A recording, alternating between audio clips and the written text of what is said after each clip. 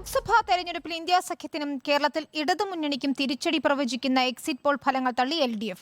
Survey ഫലങ്ങൾ വിശ്വാസയോഗ്യമല്ലെന്നാണ് മുന്നണി നേതൃത്വത്തിന്റെ പ്രതികരണം. ഇടതുമുന്നണിയുടെ അടിസ്ഥാന വോട്ടുകളിൽ ചോർച്ചയുണ്ടാകില്ലെന്ന വിശ്വാസമാണ് സർവേ ഫലങ്ങളെ തള്ളിക്കളയാൻ നേതൃത്വത്തിന് ആത്മവിശ്വാസം പകരുന്നത്. പുറത്തുവന്ന ഏതാണ്ട് എല്ലാ എക്സിറ്റ് പോൾ ഫലങ്ങളും ദേശീയ തലത്തിൽ ഇന്ത്യ സഖ്യത്തിനും സംസ്ഥാനത്ത് LDFനും തിരിച്ചടിയാണ് പ്രവചിക്കുന്നത്. 8 മുതൽ 12 സീറ്റ് വരെ പ്രതീക്ഷിക്കുമ്പോഴും കേരളത്തിലെ എക്സിറ്റ് പോൾ ഫലങ്ങൾ എതിരാകുമെന്ന് CPM നേരത്തെ തന്നെ വിലയിരുത്തിയിരുന്നു. അതിനാൽ ഇപ്പോഴത്തെ ഫലത്തിൽ അമ്പരപ്പില്ല. ദേശീയ മാധ്യമങ്ങളെല്ലാം BJPയുടെ സമ്മർദ്ദത്തിന് വഴി പ്രവർത്തിക്കുമെന്ന് വിമർശനമുള്ള CPMഉം LDFും അതുകൊണ്ട് തന്നെ എക്സിറ്റ് പോൾ ഫലങ്ങളെ വിശ്വാസയോഗ്യമല്ലെന്ന് പറഞ്ഞ് തള്ളുകയാണ്. ശാസ്ത്രീയമായ നിലപാടുകൾ സ്വീകരിച്ചുകൊണ്ട് അവലോകനം ചെയ്യുന്നവർക്കൊന്നും വിശ്വസിക്കാൻ കഴിയുന്നതല്ല ഇപ്പോൾ വന്നിട്ടുള്ള പ്രവചനങ്ങൾ.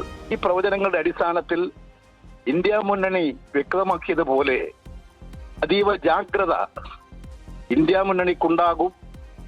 മുന്നണിക്കുണ്ടാകണമെന്ന് തന്നെയാണ് എനിക്കും തോന്നിയിട്ടുള്ളത്. എക്സിറ്റ് പോളുകൾ യുക്തിസഹമല്ലെന്ന് ചൂണ്ടിക്കാട്ടുന്ന ഇടതുമുന്നണി അതിന് കാരണമായി പറയുന്നത് കേരളത്തിൽ BJP 1 മുതൽ 3 സീറ്റ് വരെ നേടുമെന്ന പ്രവചനമാണ്.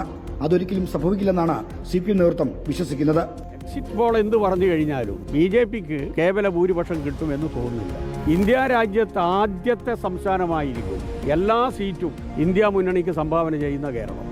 അക്കാര്യത്തിൽ യാതൊരു സംശയവും ഉണ്ടാകില്ല. ഈ കേരളമായിരിക്കും അതിന് ഒരു മാതൃക. മുന്നണിയുടെ അടിസ്ഥാന വോട്ടുകൾ ചോർച്ച വന്നാലേ എക്സിറ്റ് പോളുകൾ പ്രവചിക്കുന്ന ഫലമുണ്ടാകുകയുള്ളൂ. ഏറ്റവും മോശം രാഷ്ട്രീയ സാഹചര്യത്തിൽ നടന്ന കഴിഞ്ഞ ലോക്സഭാ തെരഞ്ഞെടുപ്പ് പോലും അടിസ്ഥാന വോട്ടുകൾ നിലനിർത്താൻ LDFനായി.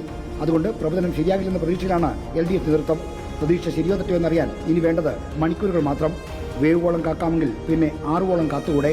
നേതാക്കൾ ചോദിക്കുന്നു. റിപ്പോർട്ടർ ആലപ്പുഴ.